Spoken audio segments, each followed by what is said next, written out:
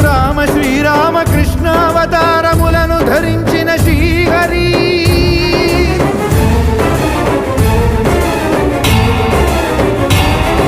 అవతారకుడౌ అవతారమూర్తిగా సాక్షాత్కరించి ధరింపజేయవయా